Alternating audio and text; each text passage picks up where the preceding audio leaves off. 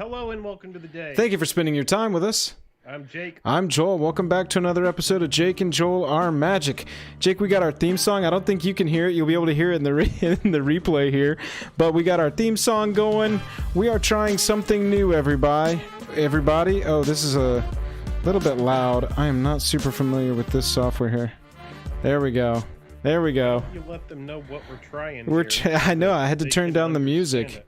We're trying something a little new here, everybody. We are going to live stream our set review and see how that goes. It is something we've talked about. We'd like to get y'all's input on some of what these cards look like, feel like, right off the rip. These are our off-the-cuff interactions or reactions. Jake, normally we would do this on an actual edited schedule, edited normal video, but tonight we're going to try something else. Yeah, we're going to go ahead and talk through these cards. We're going to be starting at Thursday, which is the last time that we reviewed this. If you want to check it out, I'm putting in the cards right now.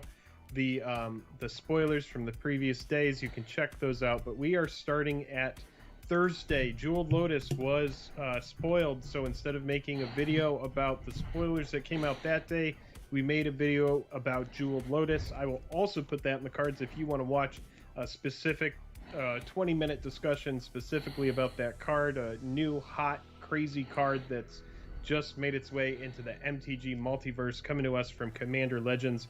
I suggest you check that out. But today we're just talking about from Thursday forward.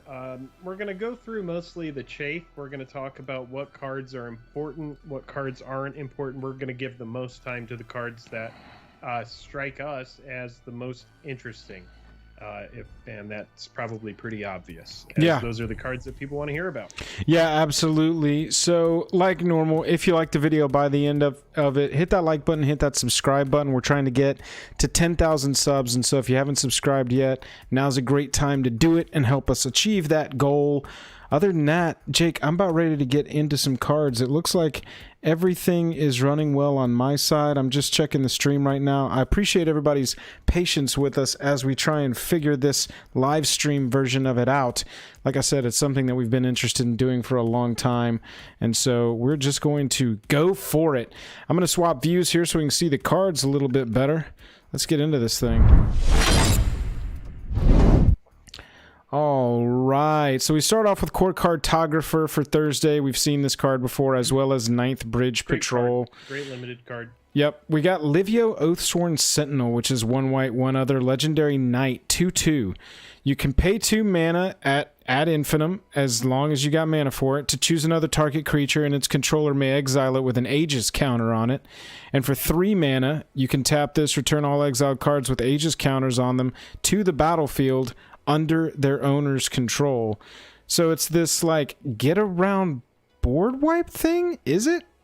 Or is it just like choose another its controller may exile it with an Aegis counter on it, return all exiled cards with Aegis counters on them to the battlefield under their owner's control? I see it as a political card, like setting up for a board wipe. You can, you know, do some politicking and being like, all right, you know, I'm going to save this creature, I'm going to move this creature. Return all exiled cards with Aegis counters on them to the battlefield under their owner's control. You know, like the way that I think this card is going to be best, to be completely honest, is if you pair it with cards with effective ETBs, like a Reclamation Sage, an Eternal Witness, anything that comes in and has a pretty, you know, good effect, but then leaves behind a pretty innocuous kind of like low impact body. Exile them with Livio and then return them to the battlefield and get that effect again. So yeah, it would work nicely with ETBs, especially because you do get to return them at instant speed. Essentially, you're just returning those creatures, so they are re-ETBing. So you could take advantage of some cool creature ETBs that don't have flash. Like you could just specifically be like, I want to abuse Eternal Witness.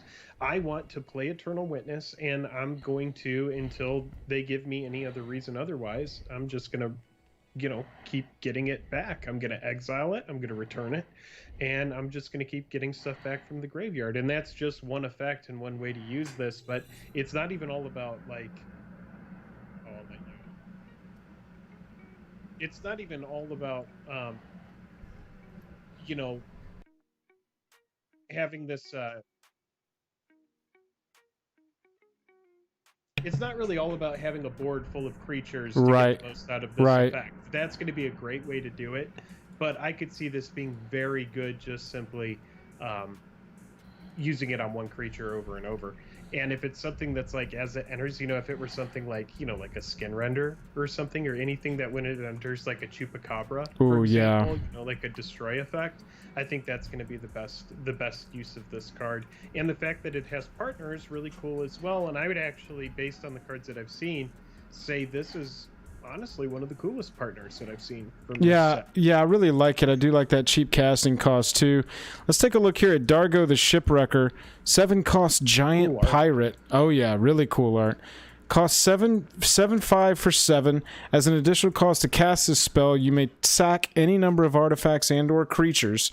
Spell costs 2 less to cast for each permanent sacrificed this way, and 2 less to cast for each other artifact or creature you've sacrificed this turn.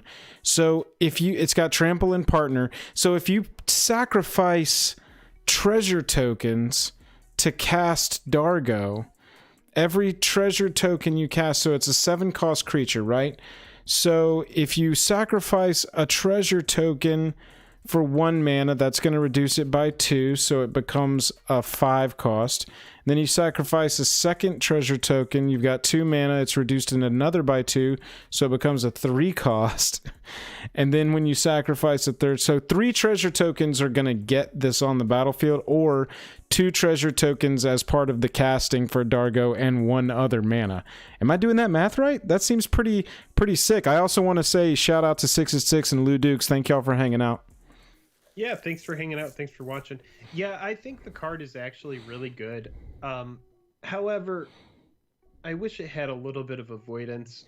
I do see it being a 7/5 that you can rush out early, but anybody who's running any kind of spot removal can just kill this. Right. It's a 7/5. Yeah, at the end of the day, it is right. It's a big dumb 7/5. I would like it more because it can get in and it can smack for 7, like anybody who doesn't have any kind of blockers. But if it doesn't have haste, if there's no fervor on the board, if there's no anger in the graveyard or some way of giving it haste, then it just kind of comes out. Yeah, absolutely. We also got some cool, obviously, these new frames of those. Max, what's up? Good to see you.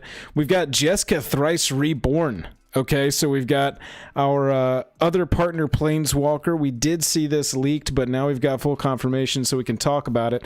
3 mana for a Planeswalker. 0 loyalty, Jake. It enters the battlefield with a loyalty counter on it for each time you've cast a commander, so not just Jessica, but any commander from the command zone this game. I mentioned that because it's relevant, because it's got partner, that very last ability down there. Then for 0, you choose target creature. Until your next turn, if that creature would deal combat damage to one of your opponents, it deals triple that damage to that player instead, and that's only opponents, not other creatures. But if it would deal damage to an opponent, it deals triple that damage. And for -X, it deals X damage to each of up to 3 targets. So, I mean, we've seen that, right? Something that I'm missing here, because I don't see the power level of the card. It doesn't seem, yeah. It doesn't seem impactful in Commander to me, yeah, especially at a mythic rarity. Now, granted, it does have partner, so I'm sure it's going to represent something that's very strong. If you pair it with a very cheap commander, I'm thinking like, you know, I don't know. It would have to be like a 2 or 3 cost commander, and I don't know what we have in that with partner, but I just don't like that -X. There's no way to go up with this outside of any kind of proliferation effects. Right. So it just doesn't seem like something I would be putting a lot of time into. And, you know, maybe someone sees something that I'm not seeing, but I just don't see the power level on the card right out the gate. I'm looking at cheap commanders here that have partner that we've seen. I mean, if you just go mono red whenever a commander you control deals combat damage, that doesn't really work for this, because we're not going to have commanders doing combat damage. You know, honestly, Jake, I think partnering it with something like Tevish Zat that's going to let you sack it, and it's going to get to come back, and because you sacked a commander, you're getting to draw 3 cards and go up a +1. Cheap. I will say that the casting cost is it should not be ignored. in the history of Magic the Gathering, the cheaper commanders or the cheaper planeswalkers see a lot of play just because mana efficiency is so important in this game. Now, Jake, Lou Dukes said pair her with the new Kobold, and this is actually an interesting idea. Look at this creature. It's a 0-cost commander, and it's got First Strike, Menace, Trample, and Partner. We haven't gotten to this creature yet, I don't think.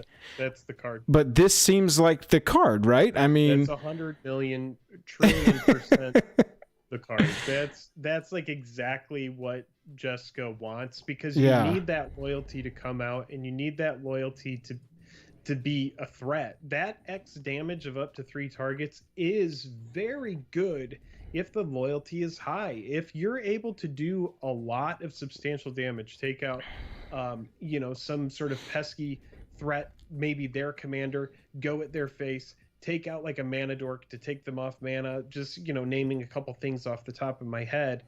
But the Jessica does need to be you do need a commander that dies a lot, and it looks like Rogrok, son of Roga, is the answer here. And I really do love the art on it. Not even talking about the art on these cards, they all look great. Yeah, they look excellent. I love the extended art frame.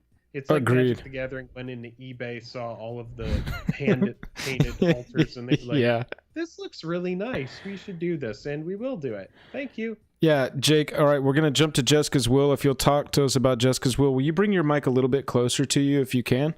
I'm going to work on your audio and see if I can get it a little bit raised up while you're talking to us about Jessica's Will. All right, sounds good. Let's see here. Got 1 red, 2 other for a sorcery. Choose one. If you control a commander as you cast this spell, you may choose both.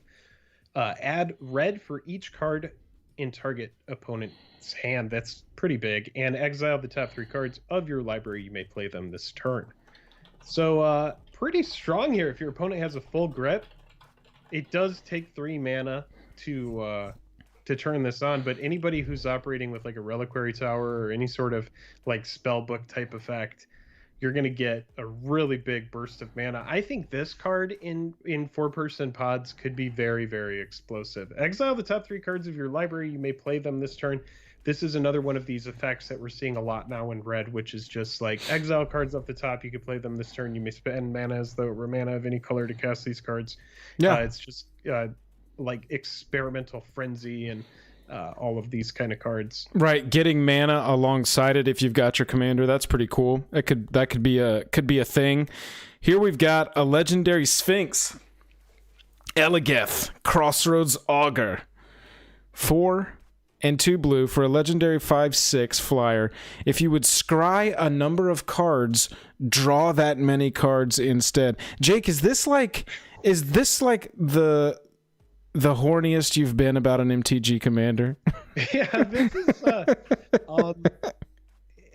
yeah, look how confident this Sphinx is. Eligeth is a Chad for sure. Eligeth is super Chad over here. This Sphinx this is like the gym Sphinx, but you know what? If you go to the gym, you see results, and instead of scrying, you're drawing cards. That's right. This is a very serious card. The casting cost of it is reflective of the absolutely power level. Just simply getting to this is expensive. However, and we are going to review all of the partners at the end of this set. We're going to look at the ones that are going to be the most impactful. And I will say that of the partners, this is one of the better ones. This is a very, very strong effect. Think of any kind of scry effect, and now you're drawing all of those cards, man, it's a lot. Yeah, if you resolve it and then just like activate a crystal ball, it's just like EOT, draw 2.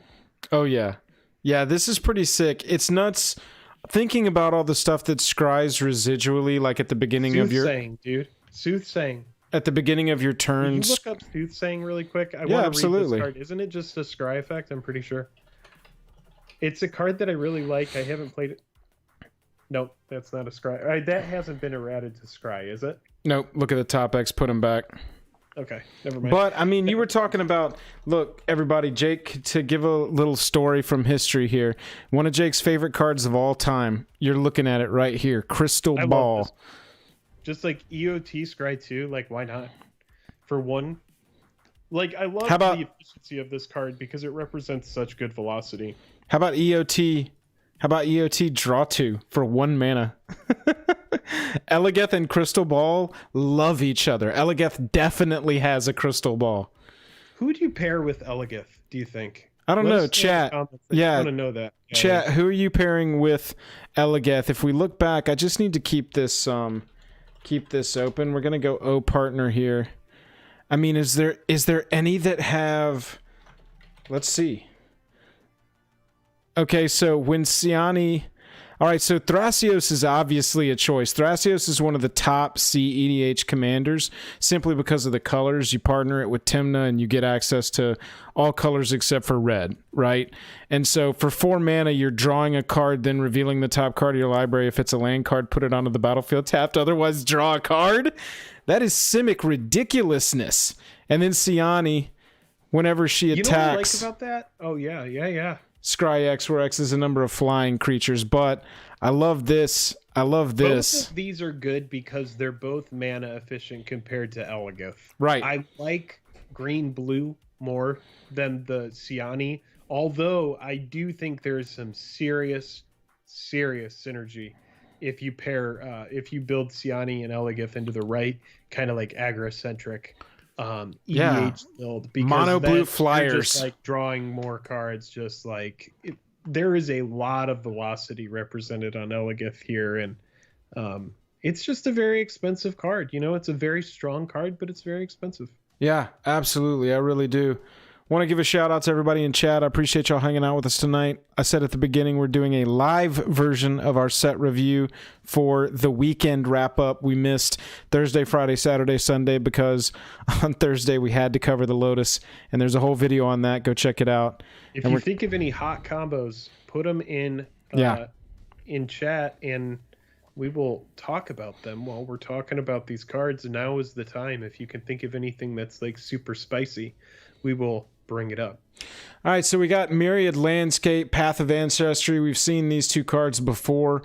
It's nice to see Path of Ancestry right next to Elegeth, because this is actually what I was going to bring up, that you're adding mana to cast your commander, or any color in your commander's color identity, really. And then if you do cast a creature spell that shares a creature type with your commander, you get to scry 1. So you got to have Sphinxes, but it's another way to do it on a land.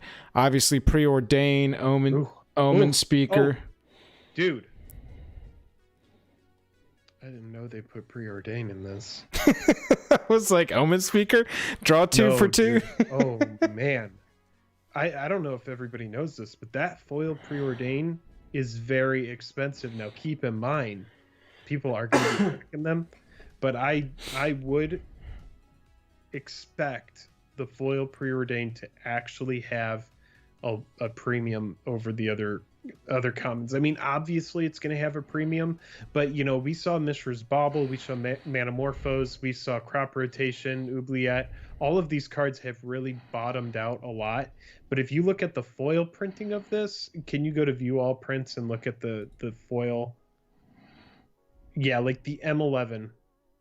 Yes, because M11 is going to be the only one of these that has... I doubt we're going to see foil prices on Scryfall. Oh, buy foil on TCG Player. Yeah, yeah, like I won't expect it to be as high as $70, and I'm sure you can find it for cheaper than that, but I will expect that foil to hold a premium. That's a very important, very like legacy playable, amazing, really good card. What is it banned in? I'm pretty sure it's only modern. Yeah, banned in modern. Yeah, that's crazy, dude. That's where all of that that's a deep cut. I would have completely skipped over Preordained. Jake coming in hot with the Preordained foil prices. That is significant. That adds some serious value into the pricing. Now, granted, that foil pricing is due to scarcity, so don't go out and buy the first Preordain that you see for $50 that pops up on the market. Just wait for it to bottom out. You might be able to get like Preordained foils for as low as like $5 or $10, maybe even cheaper than that. Just put on your patience pants.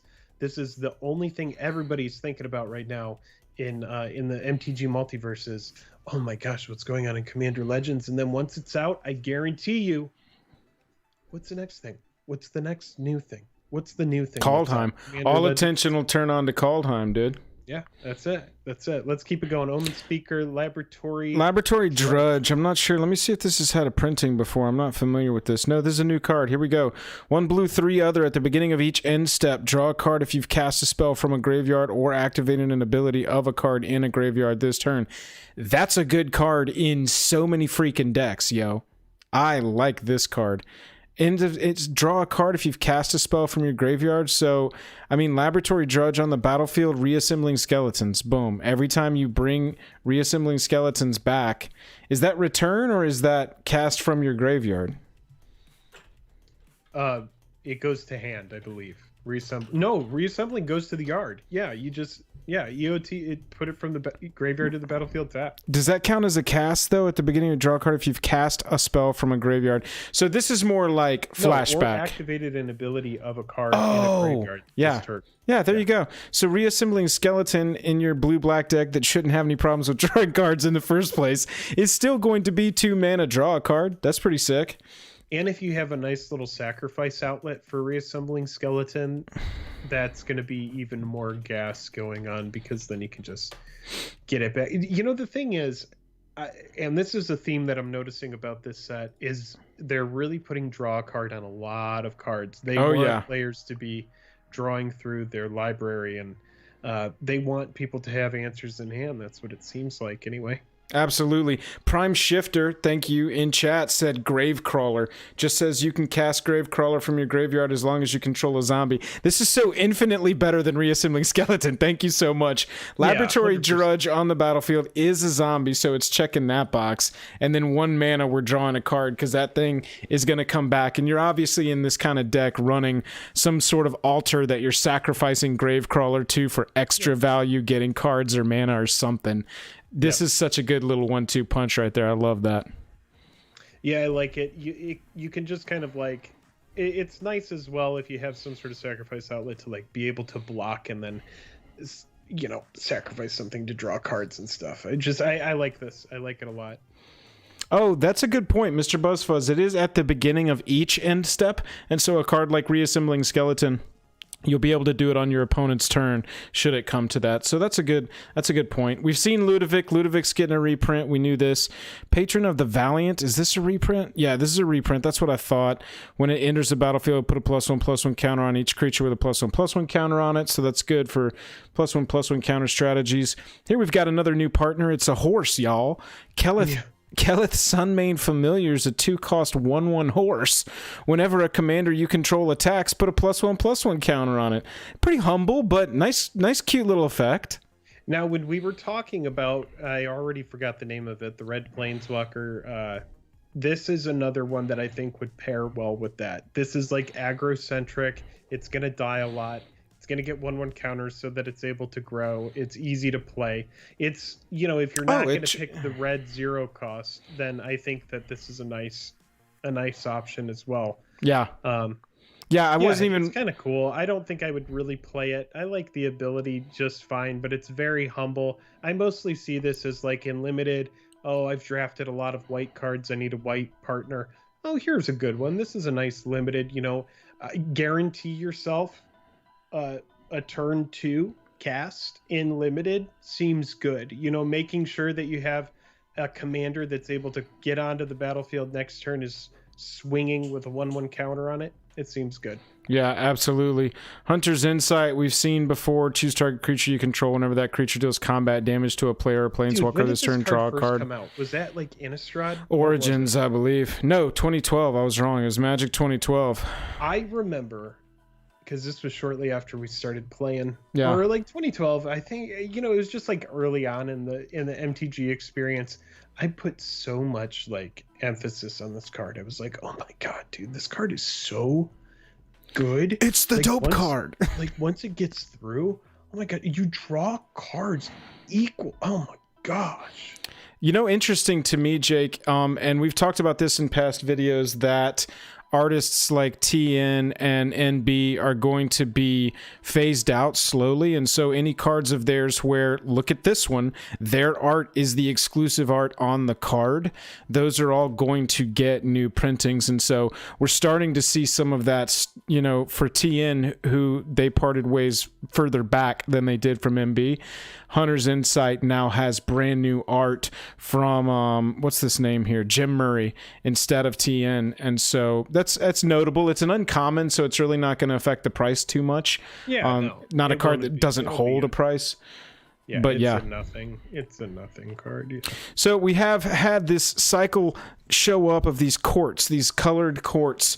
This is Court of Grace for 2 white, 2 other. When it enters the battlefield, you become the Monarch, and at the beginning of your upkeep, create a 1/1 white spirit creature token with flying. If you're the Monarch, create a 4/4 white angel creature token with flying instead.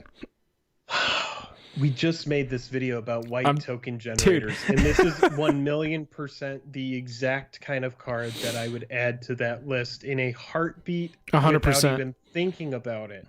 This is exactly what you want in that deck, dude. This is a perfect, wonderful, eternal token generator. The full art foil will command a premium because it's going to be eternally playable in EDH. In EDH, we all know enchantments are historically very desirable. You know, think back at cards like Moat that are just absolutely iconic from Legends. This card is really great. It's just passive token generation for 0 mana. So, I mean, it's like once it's made it to the battlefield, it does what it needs to do. Right. And huge upside if you're the Monarch. Yeah, it's kind of ridiculous. This is in these colors too, building a sphere of, not to use a Magic card name, but building a sphere of resistance around yourself so that stuff's not really poking at you. And it gives it flying. Like, to keep Monarch. Come on. Like, how pushed is this card? This is like S tier token generation. Yeah. 1,000,000%. It's giving you a freaking flyer. S tier, dude. Regardless. You're getting a 1/1 flyer regardless, which is the sick part. Flyer which can block freaking anything. Right. And then a 4/4 if you're the Monarch. 0 downside, 0 cumulative upkeep. Like, it's nuts. This card is just freaking nuts, dude. Yeah. Like, Let's look at the black one. 2 black, 2 other. When it enters the battlefield, you become the Monarch. At the beginning of your upkeep, each opponent loses 3 life or discards a card. If you're the Monarch, instead, they lose 6 life unless they discard 2 cards. This one seems rough too, man. Again, in the right kind of Punisher build. It's like painful quandary without them doing anything. Right. They have to do it. Deal with it. The thing that I like, another fantastic enchantment. The thing that I like about these courts is that you're getting a baby version of the effect, regardless of if you're the Monarch or not.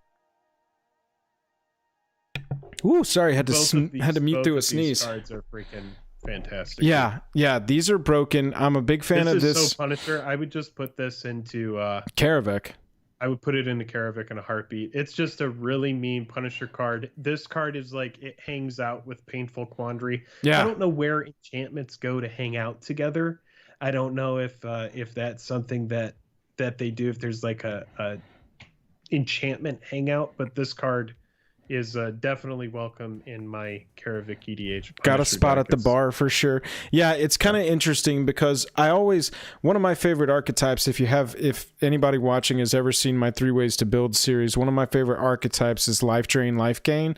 And that kind of deck really gets its power from accumulating redundancy of life drain, so that pretty much everything that happens on the battlefield, if a creature dies, if a creature comes into the battlefield, if you're discarding cards, drawing cards, whatever, casting spells, you want them to be taxed a little bit of life. We just saw the brand new legendary angel, Jake. That creature, this one, Lisa Shroud of Dusk. Holy crap, does this deck, Lisa Shroud of Dusk with like Comball of Console, Liesa. I think it is Liesa. You'd think I'd remember that having had Gavin confirm it. Liesa this is the kind of deck, console of allocation. You know, whenever a player casts a spell, they lose 2 life. Then when it comes back around, they're definitely losing 3 life, or they're discarding a card. And so you're just kind of passively draining everything from them. It is good even if you aren't playing into the Monarch, in my opinion. Right. I think exactly the card is strong even without that, because Monarch is a very narrow kind of thing. Like, you do need to be attacking, correct? In order, am I getting that completely correct? Monarch is taking damage. So if you take damage, you lose Monarch. Correct me in the comments there, chat. I think it's that you lose Monarch if you take damage.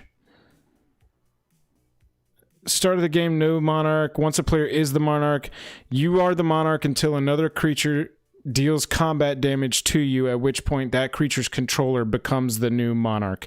So if you can protect yourself from taking combat damage specifically, you remain the Monarch.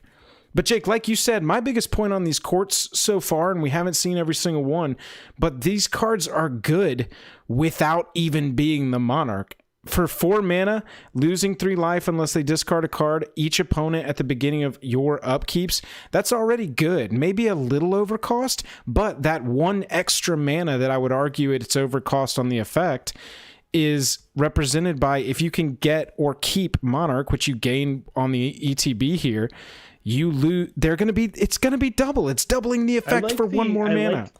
Like we were talking about with the white court, what I like about that one is the fact that it's creating blockers for you so that you can stay the Monarch. And the fact that, you know, when you play this, you become the Monarch, you get 4/4. Yo, that's a good point. You're blocking the combat damage. This one is designed in such a way where it's like meant to keep you the Monarch. And this is also one where they're giving you the ability to get Monarch back easily. Right. You know, if someone does take Monarch, send one of your little 1/1 flyers, because at the EOT you're going to be getting a 4/4 white angel. So yeah, this card right here is easily the standout for me. I think Court of Grace is going to have a huge impact in EDH. I'm sure that there are people that are already brewing with it, but yeah, let's keep it going. I think Court of Ambition again is very, very strong. Yeah, I would say look to try and pick up these from a finance perspective. Look to try and pick these courts up in this full art foil version, because these, I think it'll be good. Yeah, if you can pick it up cheap, these cards will probably grow for a long, long time. We got a very old character. I know that I don't personally know who this character is, but I know that a lot of the Vorthos Twitter accounts were very excited about Belby or Belb. I'm not really sure. Corrupted Observer. A green and a black for a 2/2 at the beginning of each player's post-combat main phase. That player adds 2 colorless mana for each of your opponents who lost life this turn. So a little underwhelming for me. Doesn't have partners, so, you know, adding mana is... ramping is good, but it's in a color that is already pretty much going to be ramping anyway. If you need a cheap commander of your zombie elf deck, I guess this, you know, starts you off on the right foot with that tribe. At the beginning of each player's post-combat main phase, that player adds mana for each of your opponents who lost life this turn. So I guess it incentivizes not to attack you as well. It's like, I'll give you 2 extra mana if you don't attack me, you know? I like this more of like a drain each of my opponents and then try to cast a spell that even like kills Belb by the end of my turn, just so that the next players aren't able to get a nice effect out of it. Yeah. But I see this deck as being built into some sort of like draining type effect, something that's going to ping each of my opponents for a small amount and let me ramp into something big. That's what I think is kind of like a really good way to approach this, is just any kind of ping. And I do think it's a very, very, very powerful card, though. Yeah, I guess you're right. It doesn't have to be combat damage, so any ping or any drain, because it's going to look for damage or loss of life, because it's only looking for loss of life. Each opponent in your post-combat main, you're going to be getting 6 wastes. So I mean, that's a lot of mana to do in your main phase very early on. Now, granted, it's going to make the most sense to just play this and send it and just like try to get mana that way. But if you could think of a good way to like hit all of your opponents, I think that's probably going to be the best way to do this. Yeah, absolutely. Like a shrine, like the black shrine that just like passively drains. Like each opponent loses 3 life. Yeah, and that's this turn. So yeah, these Court of Ambition and Belb definitely play together pretty hard. Here we saw a mythic, Jake. Got to chat about this mythic, Archon of Coronation. 6 cost 5/5 flying Archon. Whenever Archon enters the battlefield, you become the Monarch. And as long as you're the Monarch, damage doesn't cause you to lose life.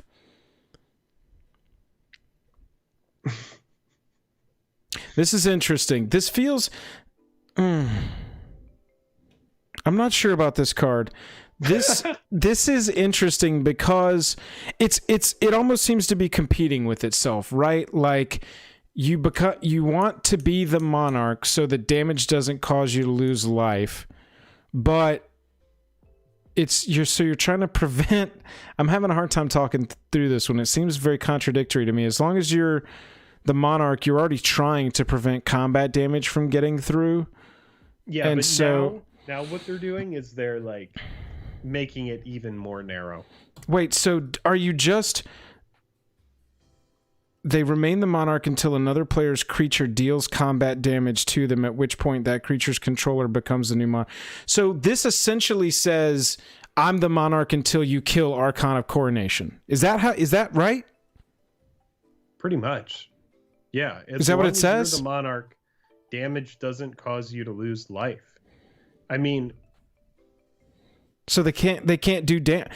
Is a creature still considered? This is the question I have then. No, because it doesn't do damage if you don't lose life, right? Right. Well, that's what I'm saying. Does a crab attacking you and getting through technically do 0 combat damage, and so it's considered having done combat damage, or is that stupid? Think it's as simple as you have to Doomblade this in order to it brings back the Monarch to you. Like, say you lost the Monarch, it's great for that because it has an ETB that just makes you the Monarch, like most Monarch cards do. So if you flash it in, you can get the Monarch back. Like if you flicker it, I mean, if you do some sort of... Okay, so chat, we've got a few people in chat. Ansel, Joel, and JV. Ansel says no, damage is still dealt. Joel says you still take damage and lose Monarch. You just don't lose life. I guess on that attack. The damage is taken, you don't lose life, you lose Monarch. And so essentially Archon's like the first big attack you take. It essentially negates a turn of damage. Like if it's on the battlefield. Right. Like, because all damage is going at the same time, right? Yeah, I mean, unless it's first strike damage. Right. So first strike kind of... Archon of Coronation definitely hates first strike on the other side of the battlefield, but... Otherwise, all that damage rocks at the same time. You don't lose 18 to 25, whatever, damage on a big attack, but you do lose Monarch. Yeah. Okay. I'm happy that we have chat here to correct this. Yeah, absolutely. Make us look way less dumb. We've got Xer the Enchanter in a reprint. We were aware of this, but now we've got that Judge promo. Was this a Judge promo or was this? Yes. Yeah, so we've got that Judge promo art on a Xer the Enchanter that is more easily acquired, I would say, by the masses. So that's pretty cool, and that art is super tight. And Jake, I mean, without going too deep into story time, this card used to absolutely terrorize our table early on in our Commander lives when we were playing in college. With the guys, our buddy Dom had a Xer the Enchanter deck, and boy, oh boy, at that time, was there not a lot you could do to get around. It was like CEDH before CEDH was a thing, and so it was just like, man, I don't want to play against your Xer deck. It is not fun. No, not at all. And then it became send triplets, so, I mean... Right, exactly. It was like, do you guys want me to play Xer or send triplets or Aloro? And we're like, I don't know, go home. Next up, we've got the Kobold Warrior. We already saw Rogrok, son of Roga. 0 cost commander. They've got a red dot in his type lines so that we know what color he is, if you couldn't tell from the copious amounts of the color on the card. It's a 0/1 Kobold Warrior with First Strike, Menace, and Trample, and Partner.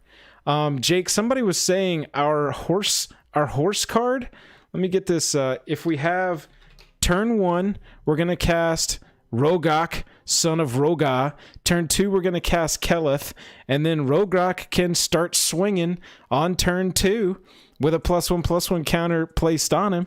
That's not a bad little... I mean, if you're going to go aggro Boros, I would be interested to see if Rogok and Keleth is like the best you can do for aggro Boros right now.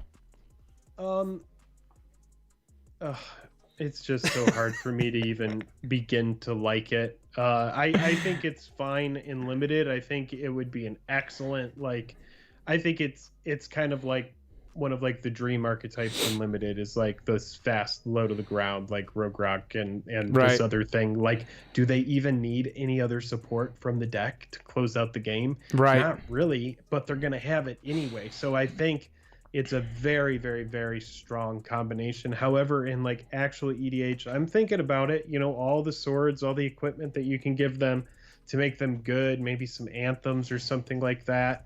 But I just, it just seems very, very medium to me. It just seems... Perfect Pencil in the chat has a good point. Rogok makes Mox Amber the real deal. That's very true. And you know, if this card were in constructed, yeah, if it were printed outside of Commander, I would be super freaking going crazy about that. I think that is just nuts. But yeah, in the instances where you have Mox Amber, the fact that you can play this and turn Mox Amber on all for 0. Well, I mean, Legacy, like right? Aren't these cards going to be legal in some old format, old stuff that I don't really play, Legacy or something? They'll be legal. They'll be legal in Legacy and other formats like that. Yeah. So look out for Rogok and Mox Amber in Legacy coming soon.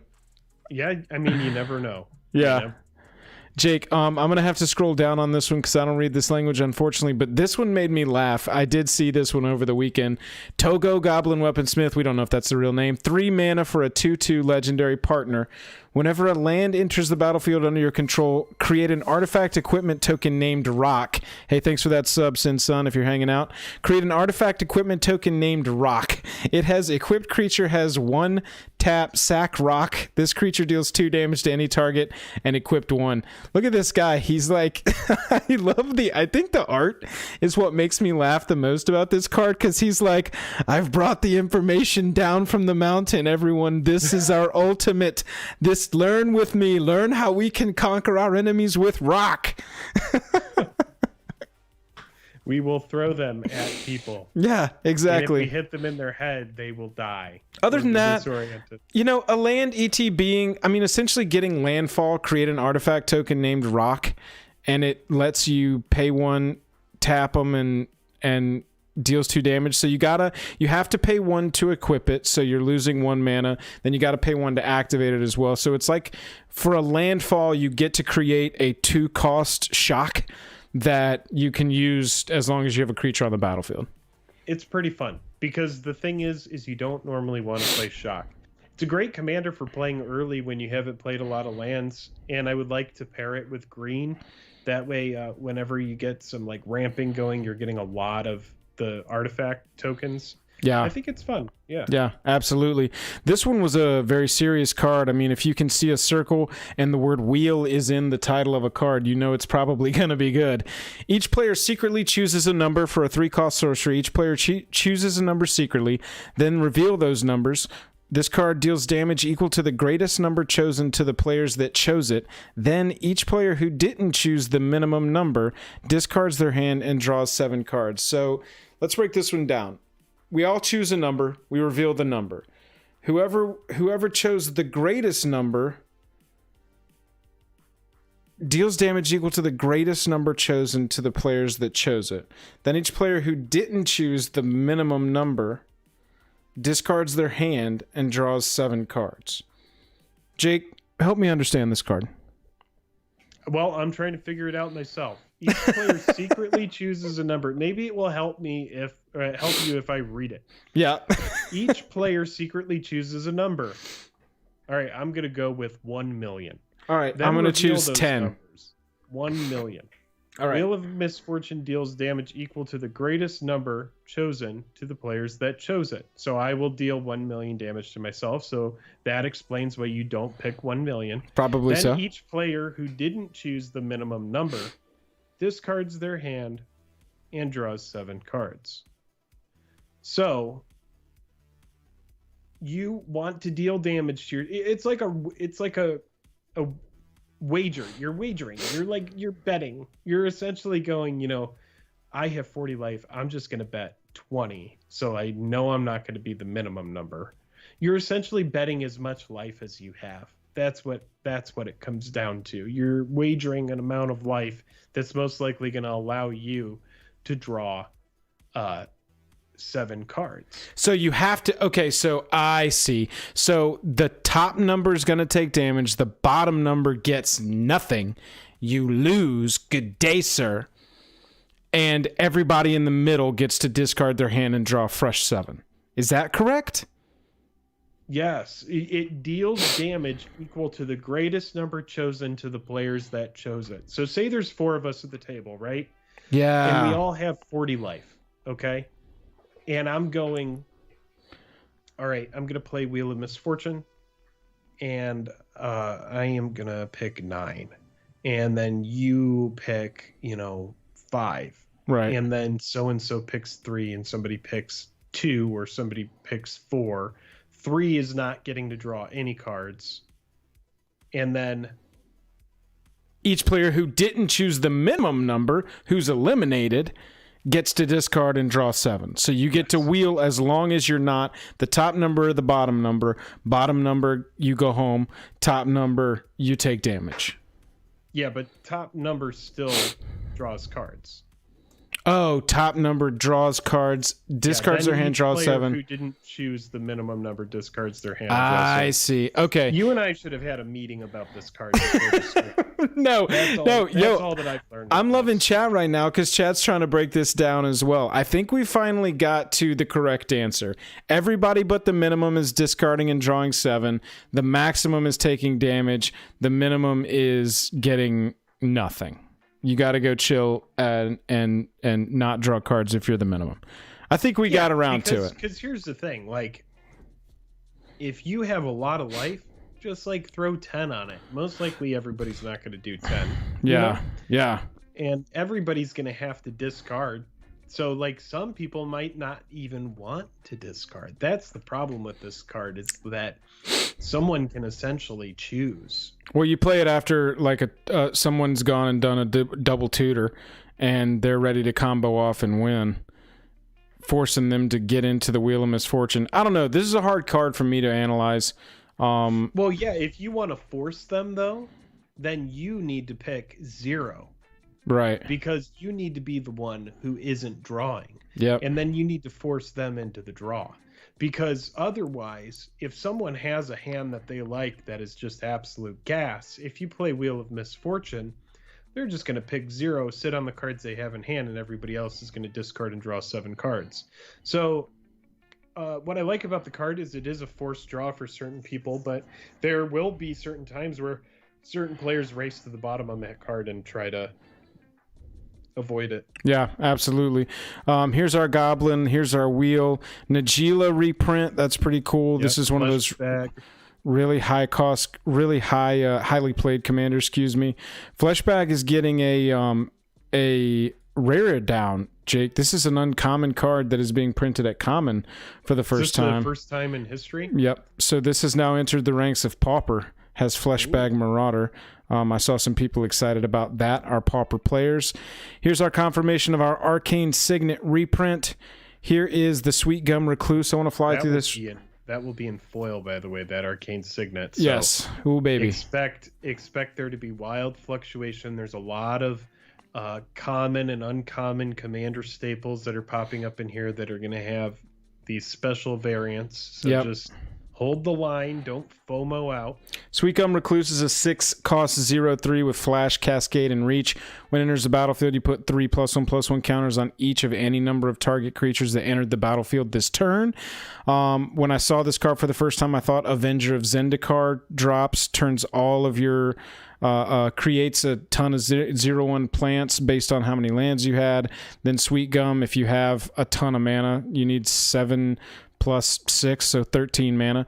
But this enters after Avenger hits, and all of those plants get 3 +1/+1 counters.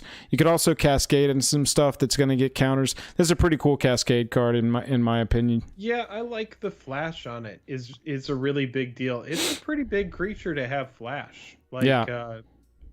And it does enter, I'm assuming it becomes a 3/6. Yeah, so it enters the battlefield and then itself becomes a 3/6, and then we get the counters on everything else. So I think that it's a cool cascade card. Colfenor is one of our new three color commanders. Green, black, white, 3 other 3/7 Vigi Reach. Whenever it or another creature you control dies, return up to 1 other target creature card with lesser toughness from your graveyard to your hand. Ooh, I think Carador likes this. Yeah, I think it's good in the 99 of a bunch of different decks. I don't think I like it as your main commander. There's just Nethroi comes to mind recently as something that's probably going to give you more bang for your buck. These dredge generals, like, how much better can you make it than, like, fill up the board? Like, how would I replace Carador with this, or like Nethroi? Like, it really is. It's fine. I just don't see it being super duper impactful. No, I do like this new board wipe we've got. 5 mana, destroy all creatures and planeswalkers except for commanders. So, yeah, exactly. Voltron decks get a cool board wipe there. I think that's pretty sweet. Jessica's Will, Staff of Domination reprint has now been confirmed. Like Jake said, full art foil treatments of these are going to be floating around in the universe. And so I love that they kept that art. Yeah, agreed. That Ben Thompson art is pretty cool. Let's take a peek at this. I want to see what our other prints were. So we've got, it's the same art. We've got the OG, dude. Yeah, we've got one art piece for this, except for our masterpiece that got new art. But yeah, love that masterpiece as well. Ooh. Confirmed. Here's our diamond, Jake. This card, not many people have been talking about Jeweled Lotus. I mean, it seems pretty fine. I guess it didn't really like set the world on fire or anything when you saw it, Side note, we have a whole video on this where we talk about... It's a very crazy card. I'll go ahead and link that video if you want to check out the Jeweled Lotus video. I'll put that in the cards. But we're not really going to spend a lot of time on this card. There's a lot of discussion on it. I'm sure if you're here, you're watching this video, you've probably already heard about Jeweled Lotus if you're getting information off of YouTube. We see Mole Drifter, we see Scroll Rack, EDH staple here from Tempest. One of the few cards from Tempest that is not on the reserve list that is just absolute heat. It's nice to see that reprint. Yep, same art we're using. Scroll Rack, except for our masterpiece, which has got a little different art. I can kind of throw it above Jake there. I mean, look, 85, 92, 175 for the Kaladesh Invention, 83, $50. This is an expensive card. A lot of the cards from Tempest are reserve list, so this is rare that you would have a card as powerful as Scroll Rack that dodged that. Yeah, absolutely. Moving on from that, we got a reprint of Ramos Dragon Engine. Cool reprint. I'm interested, Jake, to see what the etched foil looks like for a colorless card. Haven't really seen much of the, border, the colorless border. That etched foil might look pretty sweet, particularly on legends that are colorless. Ancestral Blade, reprint. Doom Traveler, reprint. Captain's Call, I believe this is a reprint. Yep, Magic 2013. Seen that one before. We're creating tokens. Cage of Hands is a reprint. This was from Kamigawa block. And, it's a cool one. Yeah, it's a dope art, and it can be returned to your hand, I think, which is it's pacifism for 1 more mana, but it's got some decent upside because you can return it if, board's getting wiped or you got a better target for it. First Response is not a card that I'm familiar with, but it is from Magic 2015, so it's a reprint. D. Turner Gaming, I appreciate that sub. At the beginning of each upkeep, if you lost life last turn, create a 1/1 soldier. That's, you can see where that would play into the themes of this kind of set. Gifts of Paradise we've seen, Horizon Stone we've talked about, but this is the full treatment of it. And I gotta say, this one is simple and it's clean. I love this card. Like the entire composition of the card. Just the aesthetic of it is really nice. Right. Yeah. And it's a card that I think will be very impactful. If you don't know, mana typically empties at the end of phases, so this is going to be a pretty big deal. If you would lose unspent mana, that mana becomes colorless instead. Someone will love this. Someone somewhere will break this. I think this card is very strong. Well, it's redundancy on Crewfix God of Horizons that already exists and is highly played, and so giving yourself that effect again is just nuts because it's harder for them to stop it. We've seen Prava of the Steel Legion slash the ranks and the Ghost, Laboratory Drudge, Preordain, and Casket. That Preordain extended art. I love that Jake's favorite card so far today is this innocuous common, but the foils are just off the charts. So the foil extended arts are going to be even further off the charts. Jake can't even handle it right now. Like the thing is I see it. It's a scam in plain sight. I'm not gonna freaking downplay that. At Jake and Joel Magic, we have had no one help us along the way on this journey, and I'll be damned if anybody tries to make me sell out to shill for these cards. This is 100% a scam. This card is like any other card, but it is a card with a very, very rare foil variant. A foil variant that I've wanted to acquire, but just kind of been like, do I need it? Right. No. Yeah. And then, it really comes down to now we have that foil variant in that amazing OG art, but now this time it's extended art foil. It will be one of the best common extended art foils to pull. Let's just put it that way. It's interesting. If you're pulling a common extended art foil, you want to be pulling Preordain. I'm hoping that's the only one, to be honest. And I hope they show up a lot because it's a card that is really fun. Like people who want to get into Legacy that can't afford that format, this is like before they do print the dual lands or they do something. I think that Preordain is going to be one of the cards that people will want to acquire for their blue decks so that they can play it. Question from chat: how many collector boosters boxes are you planning to purchase? Once Jeweled, I'll be completely honest, once Jeweled Lotus was spoiled, I bought 2 and I will be done at that. 2 is the number.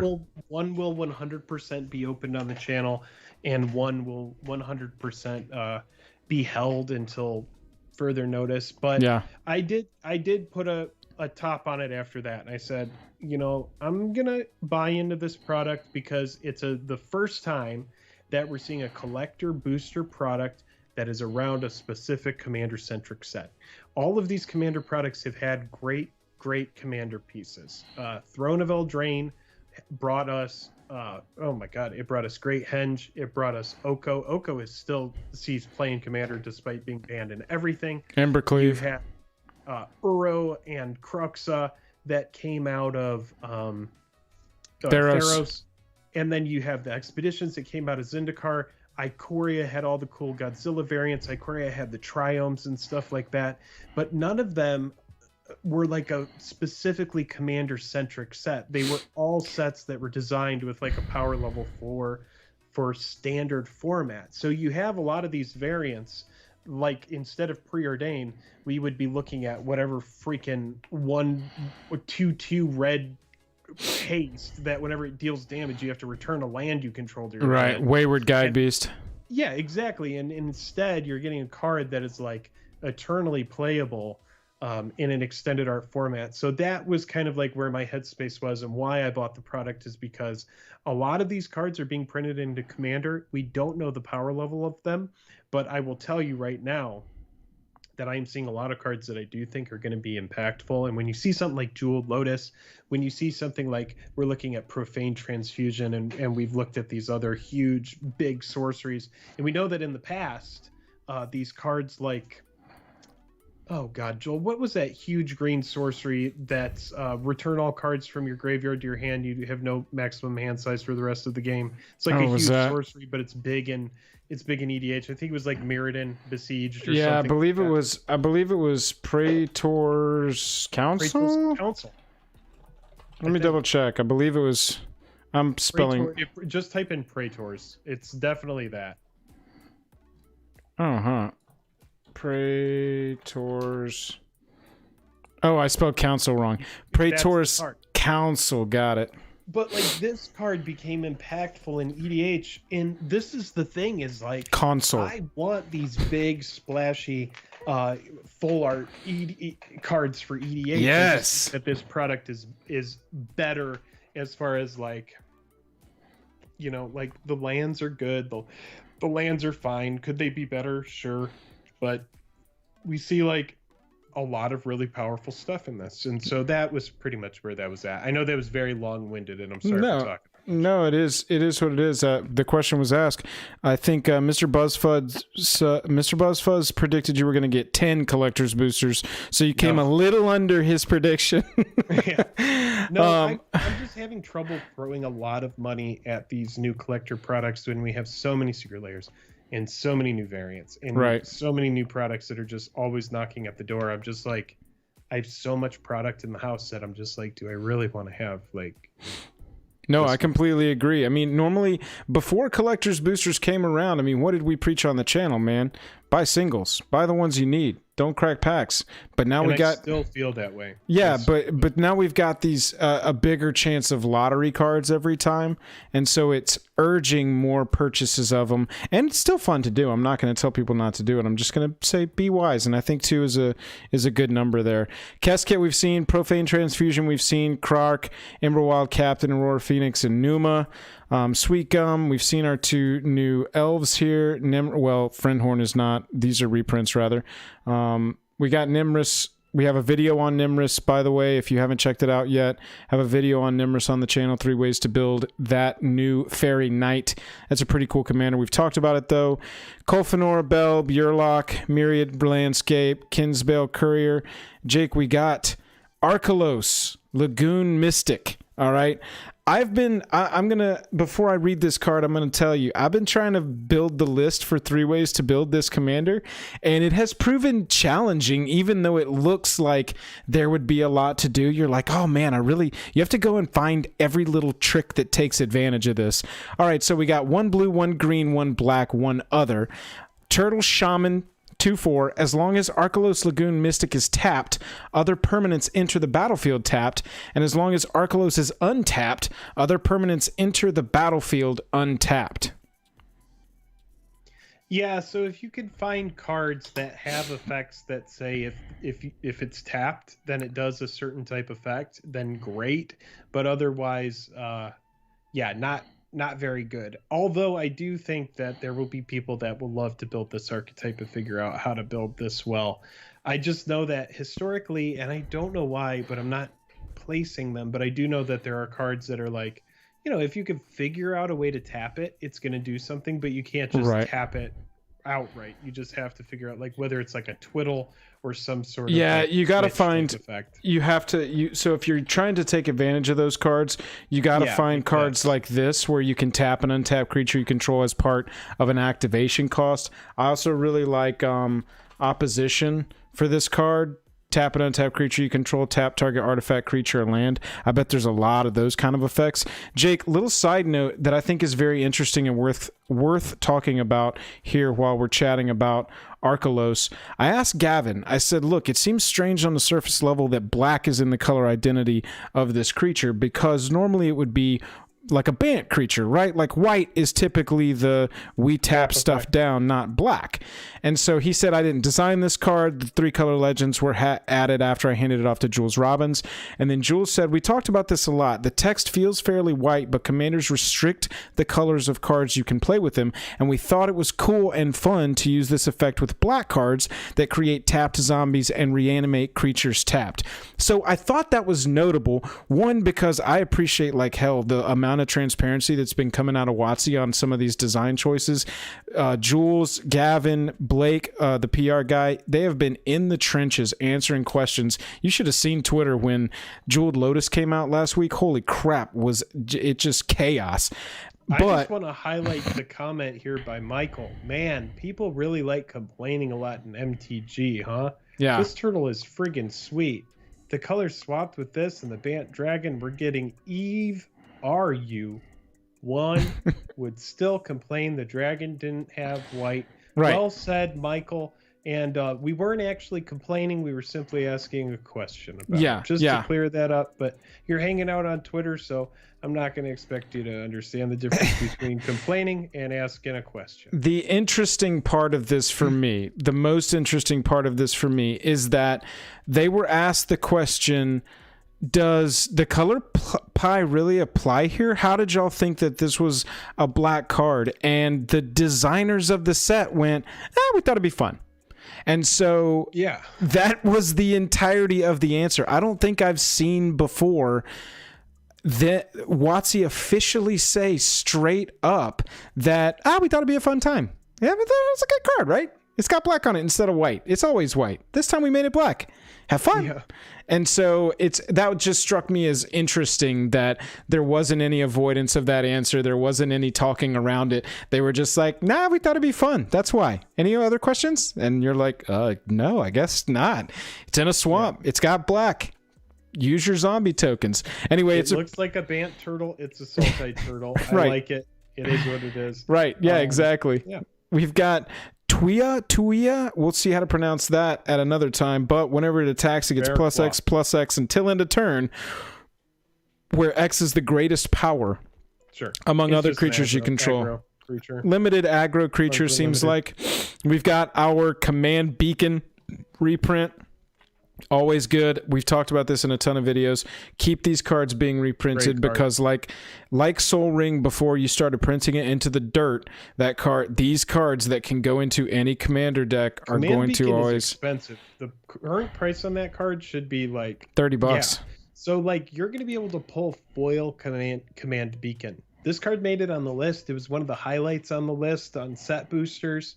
It's been a judge card, but the first time we saw it was in Commander 2015, and it was just an absolute house of a card, and it became one of the reasons to buy the decks that it came in.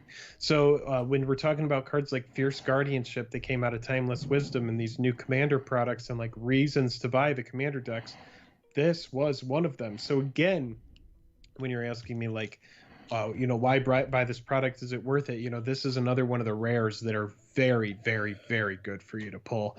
It will continue to be expensive, and it's simply because not only does it add mana if you don't need the effect, but if you sacrifice it, put your commander into your hand from the command zone. So has your commander been eliminated 10 times, or are they just way too expensive? This is your way to get it back. If you pair it with Crucible of Worlds, you never have to pay the premium on your commander. You can do it as much as you want. Also relevant for cards like Xerath San. Says 4 mana, return unblock attacking crow. Put Xerath onto the battlefield tapped and attacking from your hand. You can't do this from the command zone. And so if you're running Xerath San, Crucible of Worlds, and Command Beacon, you're in this place where you're actually able to use this ability here and put it onto the battlefield tapped and attacking from your hand. There's a lot of commanders like that. I was just bringing up Xerath because it's from a recent set, and I remember building that commander deck and going, you do need to get it into your hand somehow. Luckily in blue and black, there's a lot of effects that do stuff like that. Bounce it off the battlefield once you've cast it once, that kind of thing. We've got Soul's Might, which you've seen before. We've also got Soul's Fire, which we've seen before. Return to Dust reprint, pretty sick, especially in that extended with the foil is going to be pretty sweet. Brago, we have seen. Fall from Favor. Look at this one, Jake. This is a new print here, and the people in our Discord, join our Patreon, by the way, if you want to join our Discord. Fall from Favor was being discussed in the Discord from a pauper standpoint because it is going to be 3-cost enchantment removal that makes you the Monarch and can give you residual value. That turn you're going to be able to draw a card, obviously at the end of your turn, and so it's essentially removal that replaces itself for pauper. Yeah, it's really nice common control. Yeah. Easy. Cool. Not a ton to say there, but pretty sweet. Thracios. Pretty fun. We talked about this card as well, but very, very strong. Very strong card. Oh yeah, Thracios we know that was a reprint that we knew was coming. Rings of Bright Hearth is a reprint that we definitely needed, and it's nice for this one to be here. I mean, we were looking at a $60 plus card here across all printings, of which we've only had 4. That in rarity? No, it's always been a rare. Like, this is actually a nice move by Wizards of the Coast. Normally, I feel like, and this is not confirmed at all, but I just feel like when a card has a high price tag, they make it a mythic despite the ability on the card. And this is just not a mythic ability. It's a very specific niche effect, but it's like Joel said, a card that needed a reprint, and it's a very good one. Yeah, absolutely it is. Somebody in chat said that Thracios in particular, cards like this, the etched foils on these, some of the most played commanders. I mean, this is a single printing, obviously, but $43 commander. So make sure, I mean, those are as the pimp versions for these cards. Yeah, exactly. Make sure you know that that's going to be the expensive one. This is a new card we've got. Pay 3 to pay life equal, and tap it. Pay life equal to the number of colors in your commander's color identity. Draw a card. So this looks like this was actually pointed to by the designers on Twitter when they were talking about this card. Look, we're giving mono white card draw, and everybody was like, cool, you have to make a colorless card to give mono white card draw. Got it. Dope. But this is the kind of thing, pay 3, draw a card. That's pretty sweet, especially in decks, red and white come to mind, that don't immediately have effects to be able to do this. Yeah, these are the kind of cards that they have to rely on. You know, you have to rely on the colorless lands, the permanent destruction that you get. It ends up having to be something like a Spine of Isha. Like, it's going to be a lot more expensive, but that's what you have to do if you're going to play monocolor. You know, that's the price that you have to pay for most likely not having to deal with mana problems the whole game. Yeah, nice to see some card draw there on a colorless card, though. That can, I mean, it does 2 things, right? Like, the argument, the people that are in camp don't print stuff that has to go in every deck, hate cards like this. I'm not saying this is powerful enough to go in every deck that, I mean, obviously a 3-color commander, 4-color commander doesn't really want to run this, but, printing cards like that can really help out the lower power decks. Well, yeah, because a 4-color commander doesn't have room for a colorless card in their mana base like that. Like, if they're running a colorless card, it's going to be like a Wasteland or Strip Mine or something that is like actually going to benefit them like the moment it comes out. This card is just too much downside. We see Rectus, Lord of Riots. This is a really cool reprint as well. Null Collar is from Oath of the Gatewatch. It's a reprint, but it's another one. Token creator, pay 4, exile a creature card from your graveyard. Limited card. Also, it does have niche commander playability as well. Jake, this is a new commander that, for being an uncommon commander, I am pretty impressed with. 5 mana, black and white, 3/4 at the beginning of each end step. Create X 1/1 white spirit creature tokens with flying, where X is the number of tokens you've created this turn.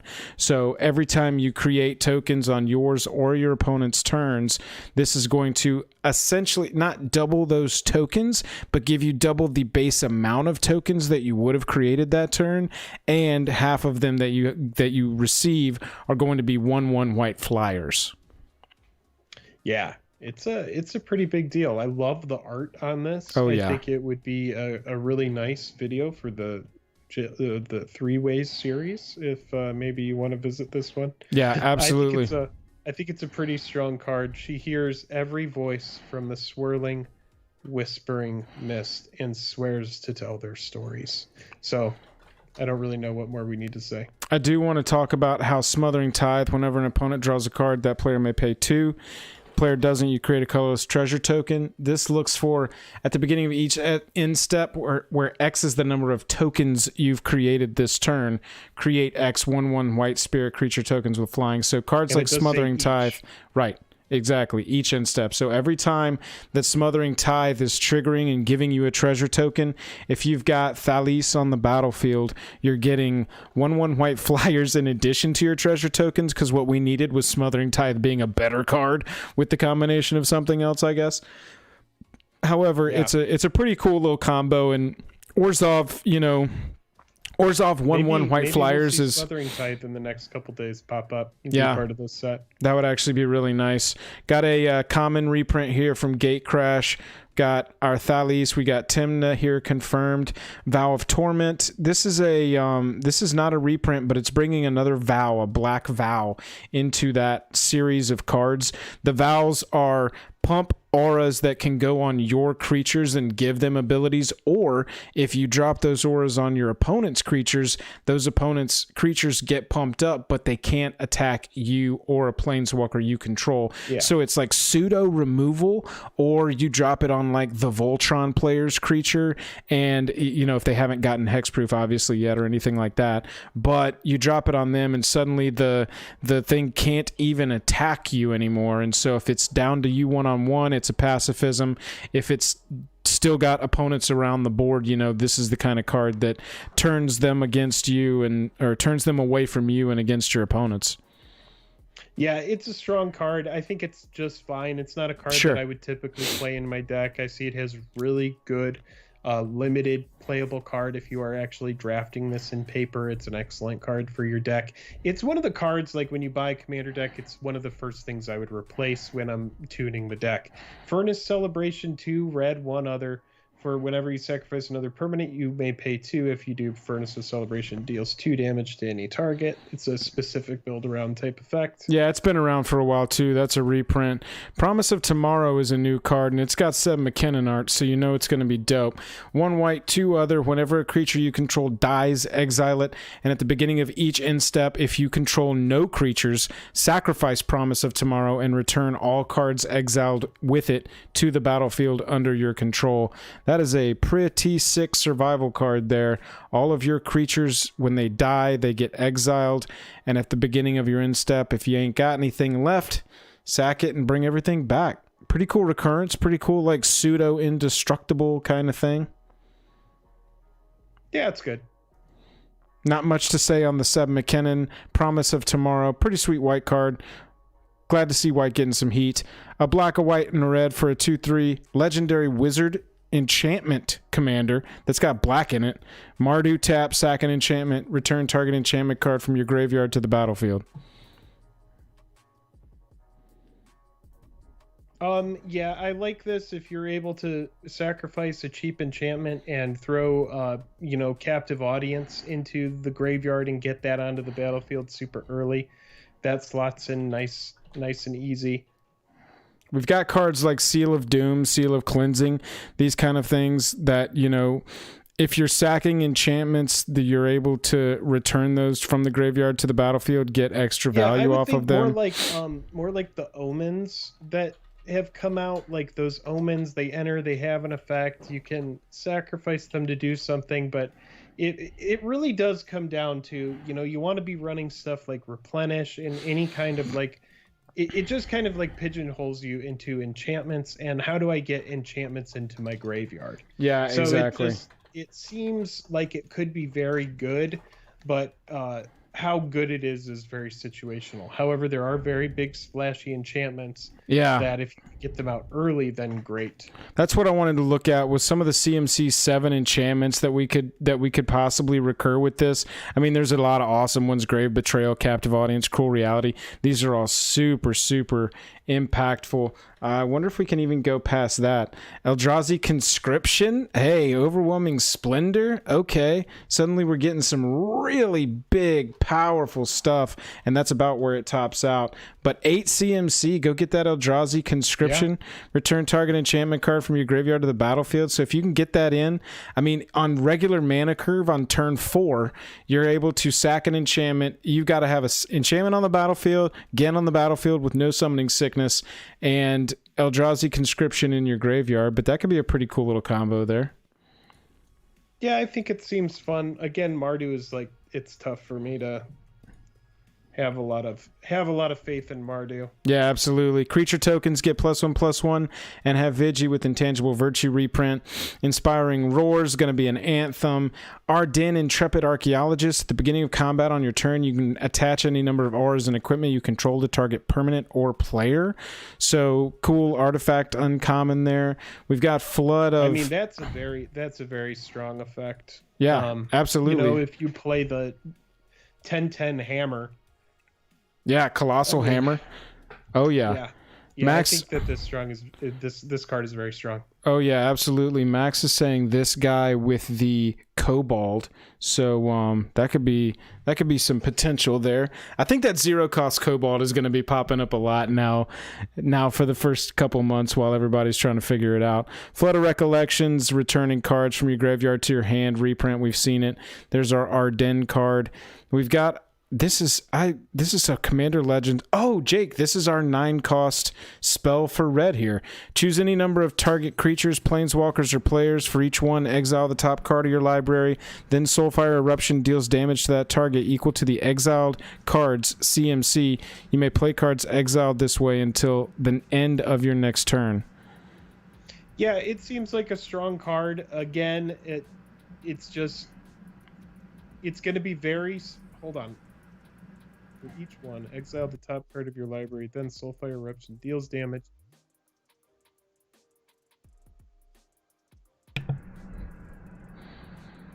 For each one, exile the top card of your library, then it deals damage to that target.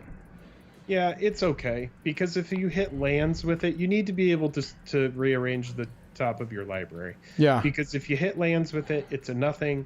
It's a super huge, giant sorcery. The only thing that makes it even remotely good, in my opinion, at all, is you may play cards exiled this way until the end of your next turn. So right. It at least gives you a turn the next time to use the mana to play those cards. But if you don't have a Sensei's Divining Top or any way to rearrange those top cards, this is just a big 9-mana YOLO. It might be good, maybe not.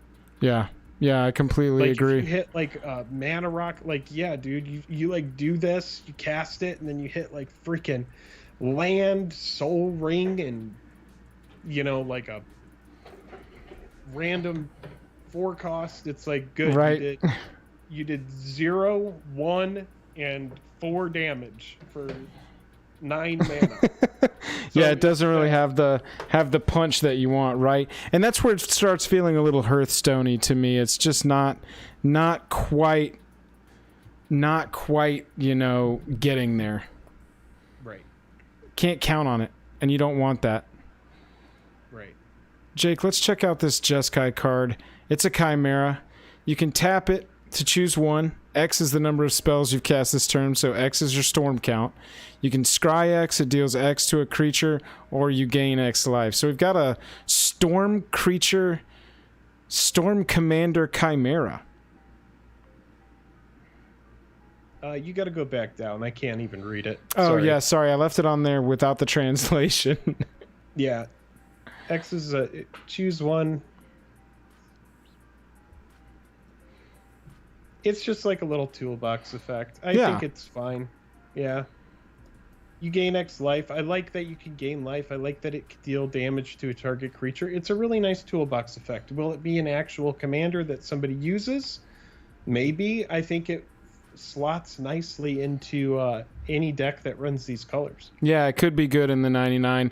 It is for Jeskai, a little underwhelming. It's got very cool art. I will say I like this owl, wolf, horse thing they've got going on here. Up here we got another partner commander in black, an artifact based one this time. When it attacks, you can discard a card. When you do, target creature defending player controls gets -X until end of turn, where X is the number of artifacts you control plus the number of artifact cards in your graveyard. So the potential to be a great removal spell on a stick. This is very limited feeling to me. I don't see this one breaking out into normal constructed commander. But you know, it's got potential. I hate that it's an attack trigger. No. I think that's what my problem is. And it just kills creatures. I mean, it absolutely nukes commanders, and it does -X, which is like a very Phyrexian kind of feeling effect. It's gonna get around indestructible, which is nice.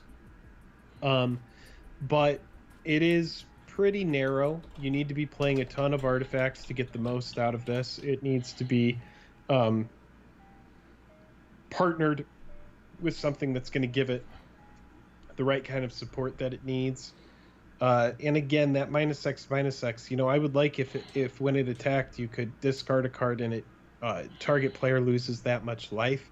I just don't like that all it does is kill creatures. It just seems a little too limited. Yeah, absolutely. I want to look at partners here and color white.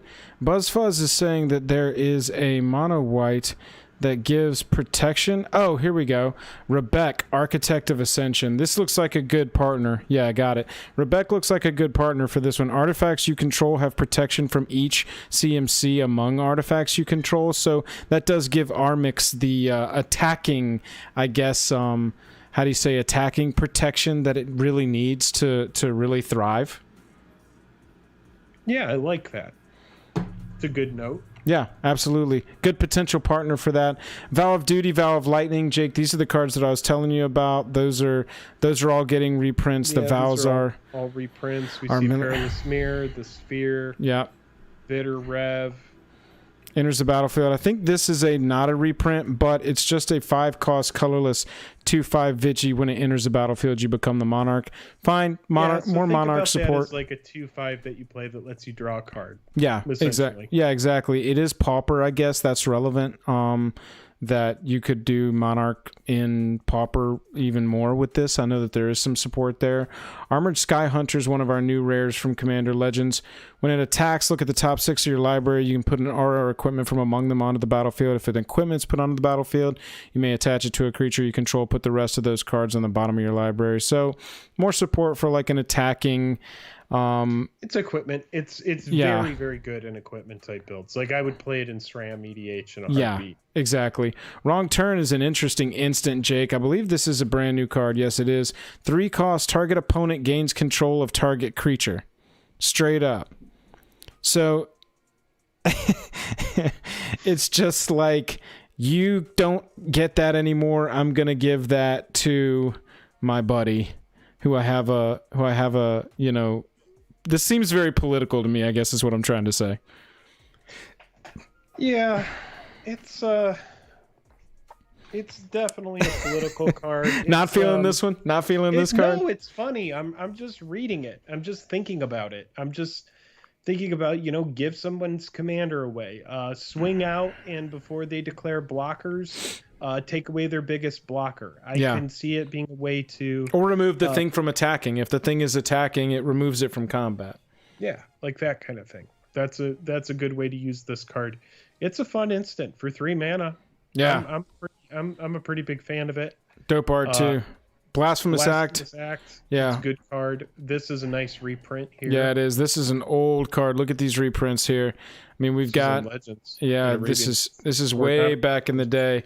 But the thing is that, I mean, $6. I mean, it looks like you get the card for $6. It's not a very expensive card. It is 7 McKinnon art, which is notable. Looks beautiful, yeah. Yeah, absolutely. It's going to be an enabler in any of those life gain, life drains kind of strategies that I really like.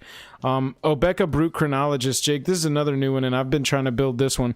Tap it says the player whose turn it is may end the turn.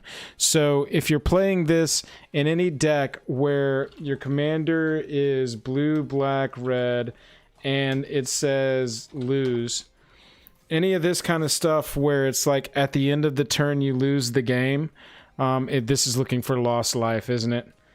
Lose and game. I'm thinking of stuff like Final Fortune. Take an extra turn after this one. At the end of that turn, you lose the game.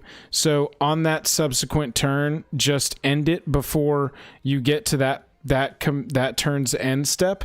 And Final Fortune just is like a 2-red, take an extra turn because of Obeka Brute Chronologist. So you got some fun stuff that you can do there with, a red, black, blue commander. That's not a bad note. As if Final Fortune needed another reason to spike. Yeah, but stuff like this, end the turn, Glorious End at the beginning of your next end step, you lose the game. So just kill the turn before your next end step, and that whole thing doesn't even get triggered on. Perfect Pencil, that's a really great note. Final Fortune can be imprinted on Isochron Scepter. So if you have Isochron Scepter Final Fortune with Obeka, that is pretty nutty. We've seen this card before, Ancient Animus, putting counters on stuff and it's fighting. We got a Fabulous Familiar. I like that fake name. As long as it's your turn, commanders you control have indestructible. Very green effect, very cool partner here. You know, this is a good partner for something like the Kamal, if you're going to want to go mono green there. Yeah, here's our green court, Jake. When it enters the battlefield, you become the Monarch, and at the beginning of your upkeep, you can put a land from your hand onto the battlefield. And if you're in the Monarch, instead, put a creature or land from your hand onto the battlefield. This seems absolutely busto. Yeah, that's because it is absolutely busted. You know, the turn you become the Monarch, you can put whatever the biggest creature is from your hand onto the battlefield. I mean, that's just, you know, you don't get it as if it were cast. So right. Any of like the big Eldrazi that have really nice, big, fancy cast triggers, you're not going to get those. But you will have a giant Eldrazi for cheap, just straight out the gate. Yeah, I think all of these courts are very, very strong, and these are definitely where I'm going to be looking the most as this set is opened and as I try to acquire cards in the secondary market. Jake, do you want to read this card to us?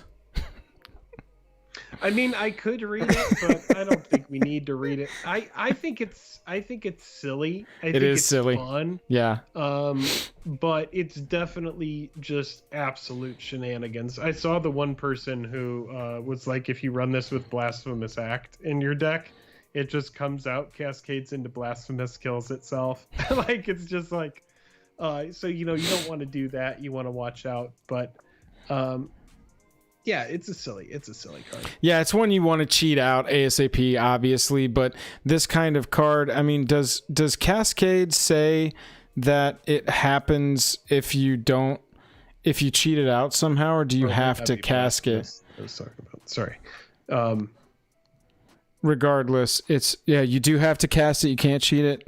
Okay, all right. But again, man, they should have just made Jeweled Lotus say creature instead of commander. Oh, man, you're trying to break the game, huh? Trying to break the game. Hans Eriksson's a 4-cost scout, 1/4. When it attacks, reveal the top card of your library. If it's a creature, put it on the battlefield, tapped and attacking. Defending player or a planeswalker they control. Otherwise, put it in your hand. Whenever you put a creature card onto the battlefield this way, it fights Hans Eriksson. So this card's a little bit of a meme.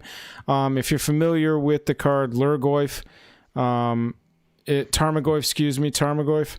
Or no, it was Lurgoyf? Is that what it is? I can't remember. What is the Archon's run? Right? Top left. Oh yeah, that's the other one. I'm talking about. I think it was the initial original printing of Tarmogoyf. Let's look at the original printings down here.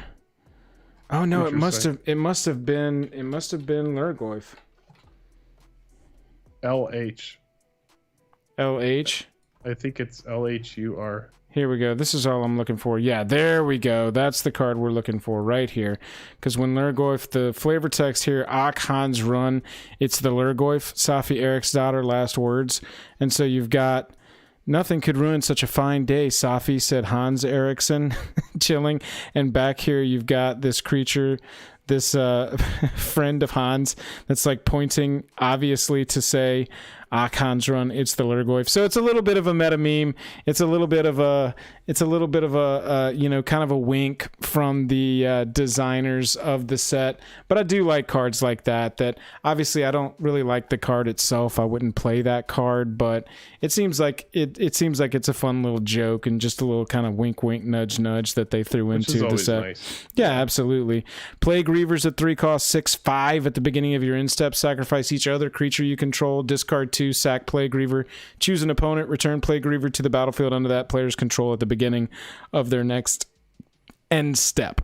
So it's this way to like nuke somebody's entire board, because you do have to, if you're controlling this at the beginning of your end step, you do have to sack everything else you have, but you do get left behind with a 6/5 that then you can, I'm assuming, discard 2 cards, sack Reaver, choose an opponent, and then return it to the battlefield under that player's control at the beginning of their next end step.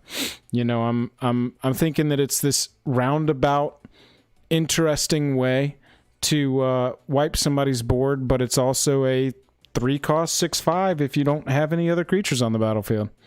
Yep. And if your opponent has a homeward path or a way to give it back to you, then rip. Yeah, absolutely. Yeah, Joel said this plus Dictate of Erebos sounds pretty gross. Yeah, absolutely. It wipes the whole board. Root Weaver Druid's another rare. While Celebrant enters the battlefield, you can destroy an artifact, so we've seen that card before. When Druid enters the battlefield, each opponent can search their library for up to 3 basic cards. They put one of those cards onto the battlefield tapped under your control, and the rest onto the battlefield tapped under their control. Then each player who searched their library this way shuffles it. This is such a interesting group hug, group ramp spell. Every opponent, if you're playing with 3 opponents, right? All opponents are going to get 2 lands onto the battlefield, and you're going to get 3 lands onto the battlefield. Well, and if you built it right, your opponents will likely, if you're playing this in a CEDH build where people don't play basic lands, you are going to be playing this into opponents who might have 1 or 2 only. Right. And then they have to give you the only one they have if they do, and then they get the rest of them. If That's an interesting take. Deck correctly, you're going to be able to get the most out of this, while your opponents are really not going to feel any kind of power from the card. Right, yeah. We got Tormod as an actual legendary creature here. Tormod the Desecrator, 4-cost, 4/2. Whenever 1 or more cards leave your graveyard, create a tapped 2/2 black zombie creature token. Partners well, I guess, with our Mystic Turtle, where stuff enters untapped, and so you get your zombies right off the rip. I like to see Tormod. That's fun. Yeah, it's cool that they're getting an actual... Tormod is getting an actual creature there. Let me see if... It should say whenever a card is exiled from an opponent's graveyard, put that many 2/2 black zombie creature tokens on the battlefield. That punches it from uncommon up to rare or mythic, but yeah, that would definitely be more on flavor with Tormod's Crypt. See a bunch of reprints here. Yep. That full art Oracle is pretty sweet. Yeah, Coiling Oracle in the full art's pretty tight. Sanitarian Skeleton fits with the themes. Victimize as well. Factor Fiction, we got a reprint of Derivi. We got a reprint of Akiri. Thought Vessel and Boros Charm both getting reprints. Thought Vessel, pretty big, notable. Like, I've kind of been freaking out about like Preordain. This is going to be a big deal in that extended art, full art treatment as well. Although, again, don't overpay for this card. Don't buy the first one that pops up for like $40 or something like that. And that treatment, resist the FOMO, give it some time, wait for the next set, and make sure to be buying these at their cheapest. Yeah, Mr. Buzzfuzz Turtle, you're right, is not a partner. It's good for the 99. I must have misspoke on that. Yeah, so Thought Vessel here rolling in at a $10 price range for a common/uncommon across its multiple printings. Because this is one of those cards that people are kind of annoyed by, but it's just like every deck wants it. It's just a nice little sly mana rock. With the no maximum hand size tacked onto it. So that's what's really nice about it, is you're getting that effect without, in certain situations having to run, say, the Reliquary Tower when, say, you're like a 3-color deck or something like that. It's really just a nice, helpful way of putting on that effect that really you don't want to waste a slot for. Right. Swiftfoot Boots, Fire Diamond. The diamonds continue here. Filigree Familiar, we've seen. It's Baby... Kaladesh reprint. Yeah, good card. Baby Solemn Simulacrum kind of deal here. Here we've got some new oozes, Jake. Let me read this one to you. Legendary Ooze, when it enters the battlefield, it gets 5+1/+1 counters on it, and when it or another creature with a +1/+1 counter on it die, put a +1/+1 counter on each creature with a +1/+1 counter on it. So it's very on theme, normal. This is the design space for these like +1/+1 commanders. It's a good addition. Alongside like Hardened Scales and Doubling Season, and then everybody who likes to do that kind of math gets to go to town. Yeah, exactly. It's got partners, so you can, combine it with our, like, the Last of the Abzan. That is the other partner one that was having to do with counters back in the day. Rayhan here enters the battlefield with 3 whenever a creature you control dies or is put into the command zone. If it had 1 or more +1/+1 counters on it, you may put that many +1/+1 counters on target creature. So these cards definitely play alongside each other very, very nicely. We also get to see oozes you control get +1/+1. So an ooze anthem in the tribe for this, which is excellent. And at the beginning of your upkeep, if you control a commander, create a token that's a copy. It's not even an ooze anthem, it's an ooze lord. Yeah. You're right. You're absolutely right.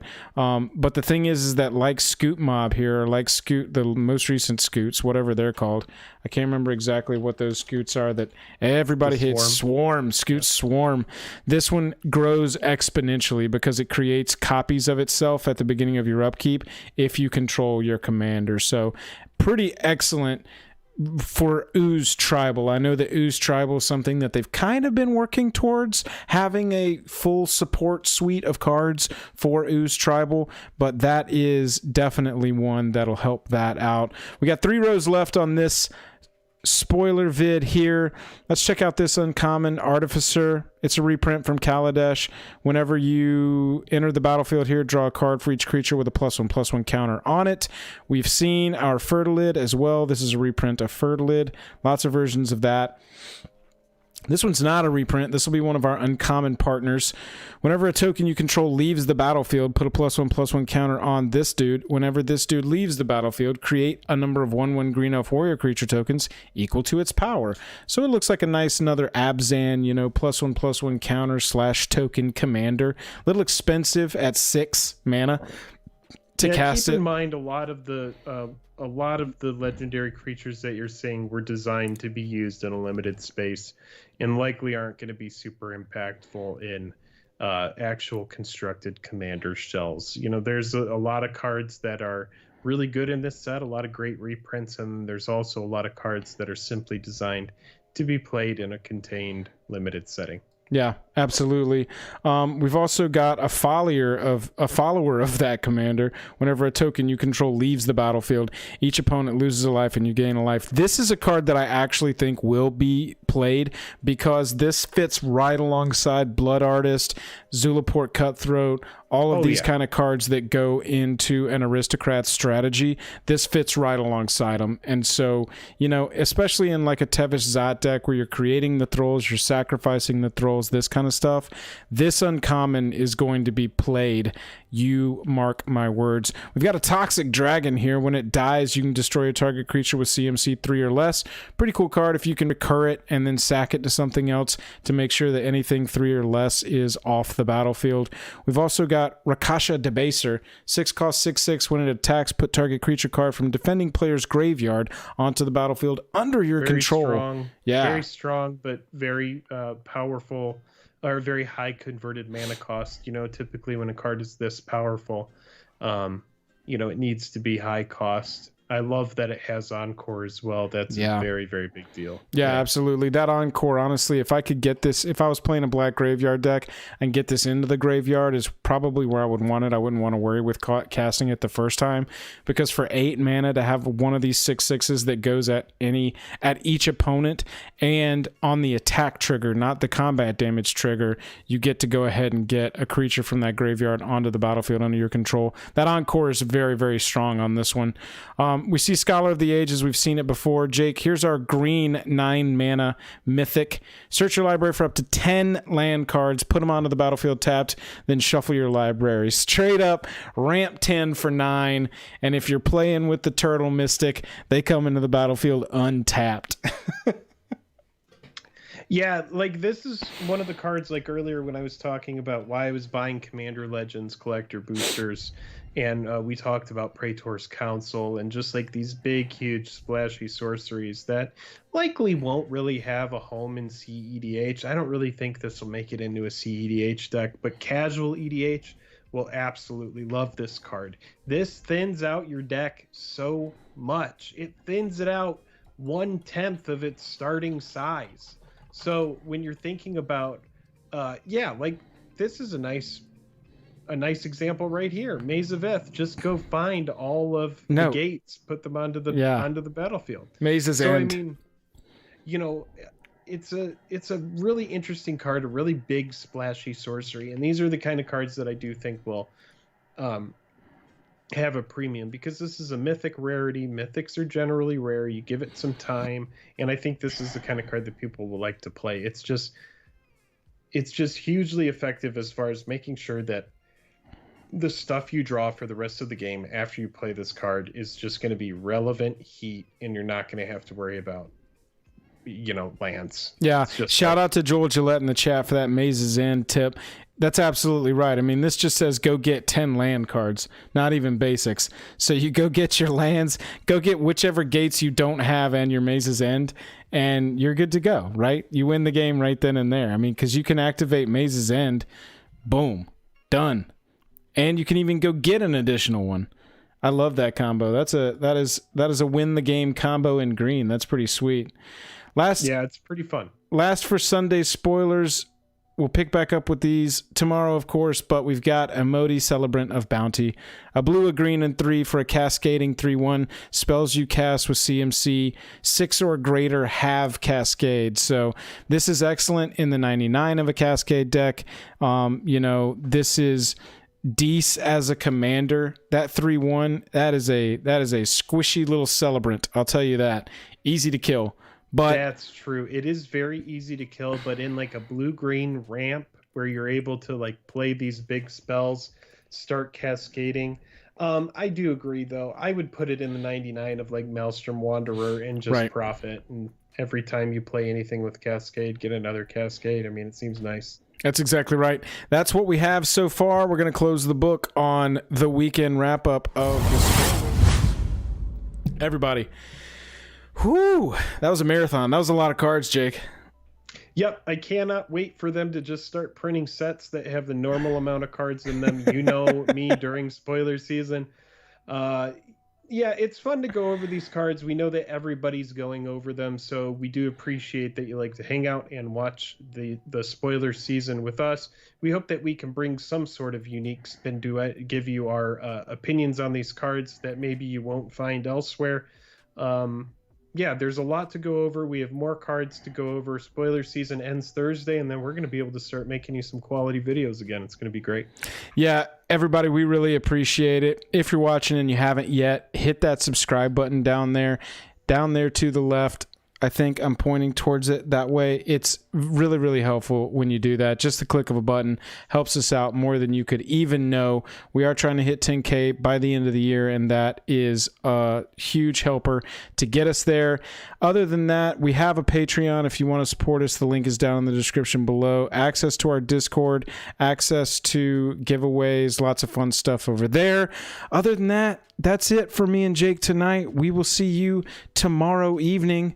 Hope everybody has a happy Monday. Jake, I'm tapped out. All right. Thanks to everyone who hung out. Catch up with you later. Catch you later. Bye.